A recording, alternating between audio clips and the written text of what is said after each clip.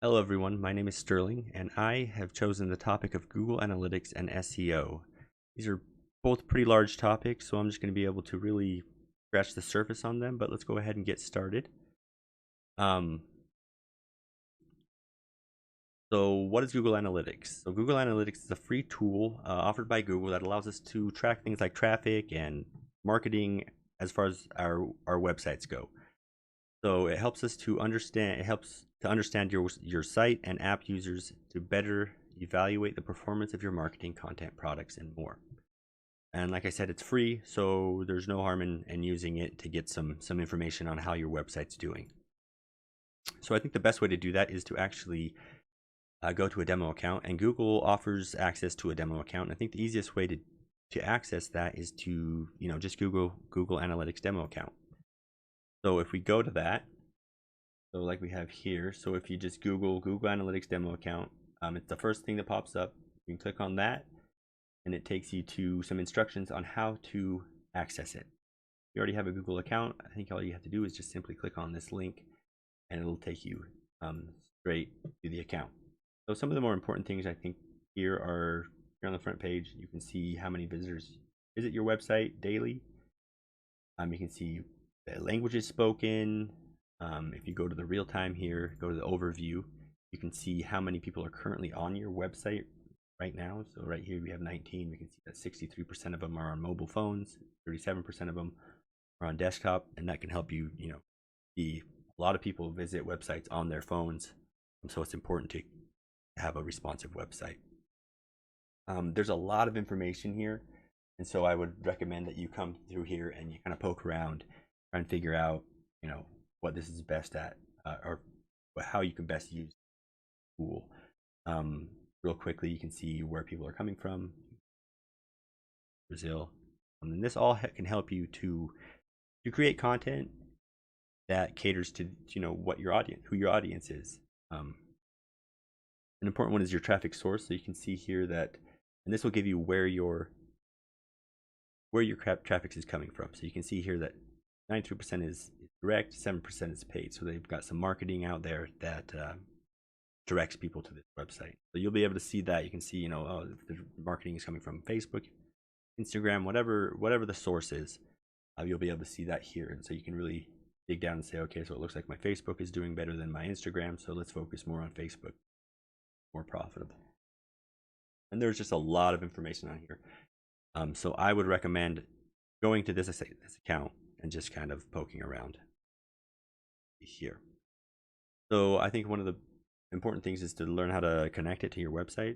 So this is a Google tracking code, and you can access that by going to the Google account. If you go to admin, click on the website that you want. So we're on this one.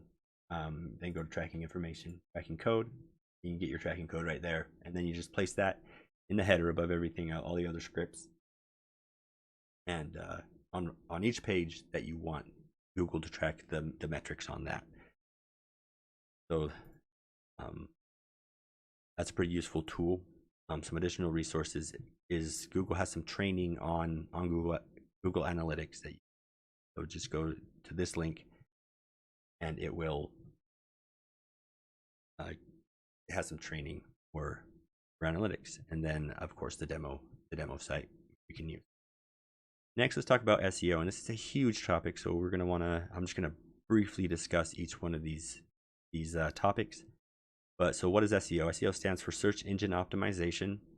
So it's just best practices and guidelines to rank well on Google and other search engines. So to get in their search results and rank highly so that people see your website, because it's not really any use to have a website if nobody can find it. So SEMrush is a website that deals a lot with SEO. It's a great resource, SEMrush, and they have lots and lots of content and articles on how to best rank. So I'm just going to go over none of the best practices that they suggest, and I'll go briefly over each one of these really quick.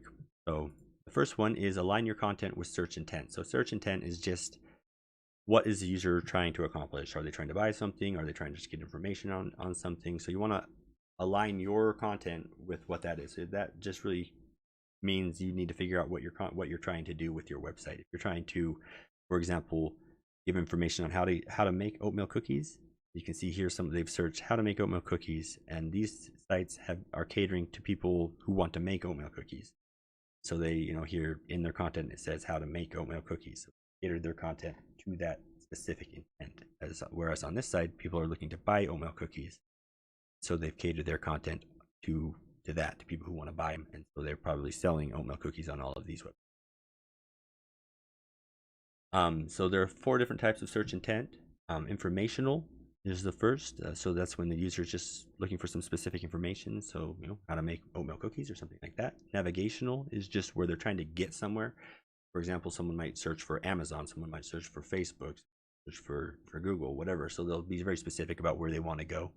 There's commercial, which is kind of a broad search term, so they kind of know what they want but not exactly what they want. So for example, they might search the best shoes or the best dentist or the best whatever it is, and then Google will serve up some generic information what that is on the best air quotes products in their area or whatever. So transactional is when the user they know exactly what they want, they're very specific, so they're searching for that. So for example, instead of saying the best dentist, they'll specifically search for maybe like give me the best feelings, or I'm looking for Nike Air Jordans, or for a specific camera. So they're more specific, and so you can tailor your content to each one of these types of search intent. So you can tailor it to specific products, to general products, to navigational is a little bit harder because they're looking for a specific site, or to just information about specific things. So the next thing is to write a compelling title tag and meta description. I'll focus first on the title tag. So Google says titles are critical to giving users a quick insight into the content of a result and why it's relevant to their query. It's often the primary piece of information used to decide which result to click on, so it's important to use high quality titles on your web pages. So like I said, we just need to use high quality titles that kind of describe what it is that is on that page. It's also important to know that most search engines in their results will only display the first 50 or 60 characters of a title, so you're going to want to keep it relatively short. Some of the key points to keep in mind when you're writing your title tags is to include your target keywords. So if your target is oatmeal cookies, make sure that your H1 or the title of your page is how to make oatmeal cookies or something. Write a title that matches search intent. We talked about that a little earlier. Avoid creating duplicate title tags. So you're going to want to make sure that each page has a unique title tag. Avoid keyword stuffing. So that just means like stuffing what you want the user to search for. Like if you want you want people that are searching for oatmeal cookies, you want people that are searching for cameras. So you will just be kind of stuffing those keywords in your title, and Google has gotten really good at detecting that and actually penalizing people for keyword stuffing. And then keep it descriptive and concise. And that's kind of self-explanatory. You want the user to be able to tell what's on your page from your title. And then your meta description. So a meta description is a brief summary of a page in SERPs, which is your search engine results page. It displays below the title tag. So here in this example of SEMrush, you see that they have the title tag as well as their description. It's just a short blurb about what's on the page. As far as writing a compelling meta description, some of the key points to follow is to write unique meta descriptions for each page.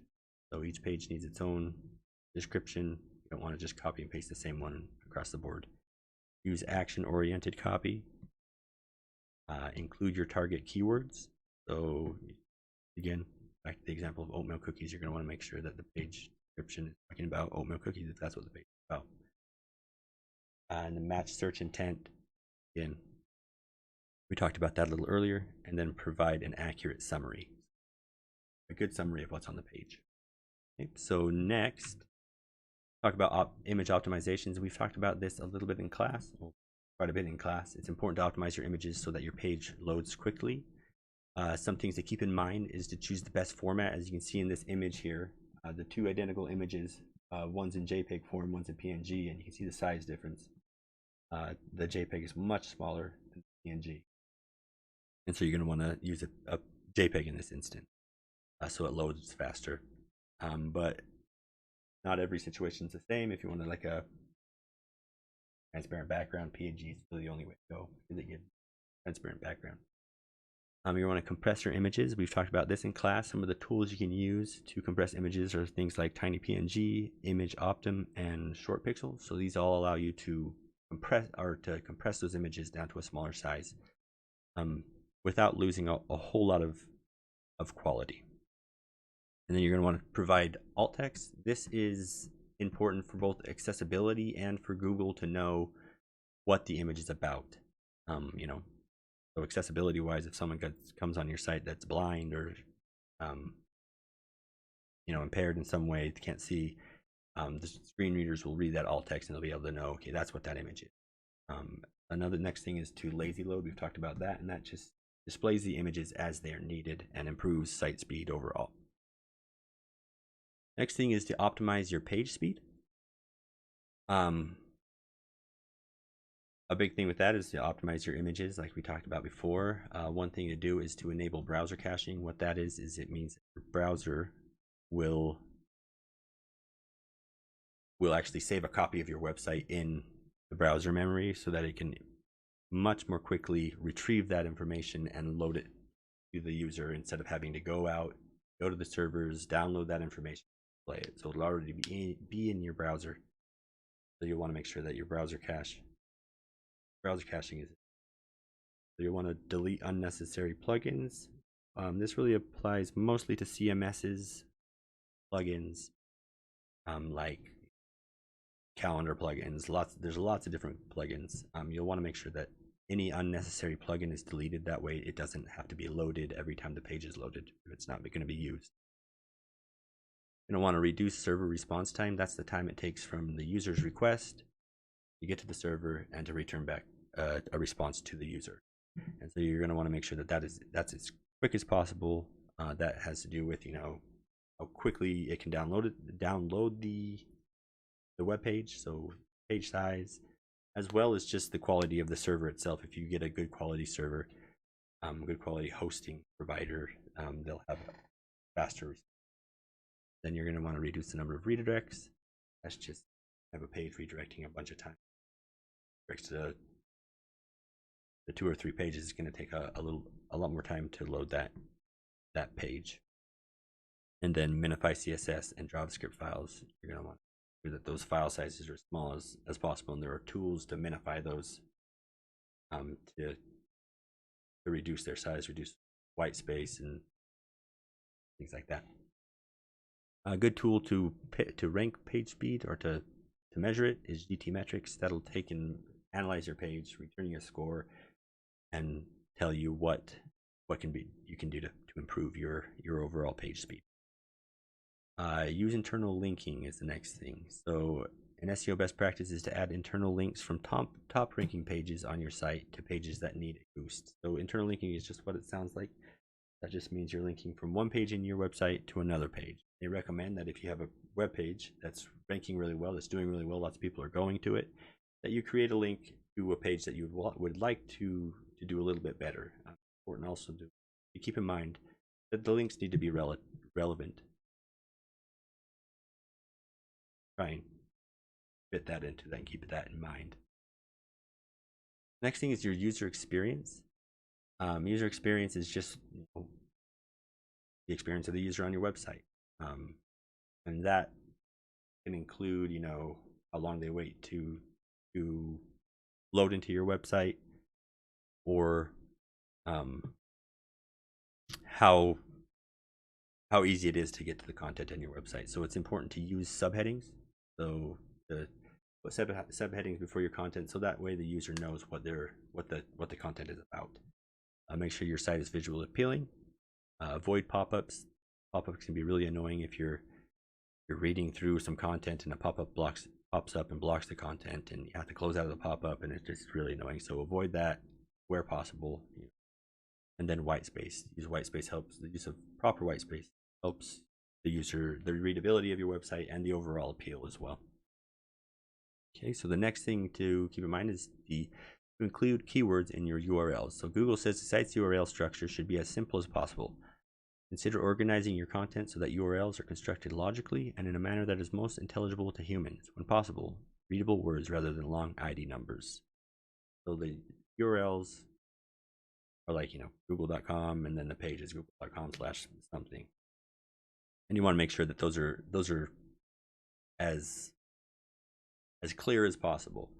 You can use keywords in them. So like, for example, if you have a website dedicated to oatmeal cookies, oatmealcookies.com or something like that. And so you want to make sure it's as short as possible. Short URLs are easy to type in, easy to remember, and they just overall, I feel like they instill confidence in the user. If the URL is some really long thing with lots of hyphens and things like that, it can kind of sketch out users. Keyword-rich URLs, use your keywords. What do you want users to? What are users looking for to land on your page? Oatmeal cookie. And then to remove unnecessary stop words. Stop words are things like the, and, to, a. Those little short words that we put in between are words that they can be left out of URLs, just to shorten those up. So next, authoritative backlink. This, I feel like this is the hardest one to do, but it is important. Backlinks are links from other sites, external sites, to your website. So you're going to want to try and get good links from external sources. And the reason that's hard is you don't have any control over their content or whether they link to you. There are tools out there that help with linking, but I think the best way is just to have really quality content, have a good quality website, contribute to the communities that you're in. Even if it's like a blog post, like a guest blog post on another website that links back to your website. But you're going to want to look for authoritative ones. That means quality backlinks. So anyone can go out and get a backlink from a sketchy website, but you're going to want to get good websites to link to your content, and a lot of that has to do with creating good content yourself. And then publish long form content. So there's a saying in SEO that content is king. And studies show that longer posts, so 3,000 plus words, tend to do better than shorter posts. The metrics are pretty crazy. So study shows that there's 3 times more traffic to longer posts, 4 times more shares, and 3.45 times more backlinks. And so it's important to write, quality, if possible, longer content so that the users have what they need and quality. Those are the 9 concepts of SEO, and like I said, there's a lot more, and I recommend going and doing some searches in SEO and on best practices, and I would try and find the most recent, because SEO is a constantly changing thing. So what works today might not work tomorrow.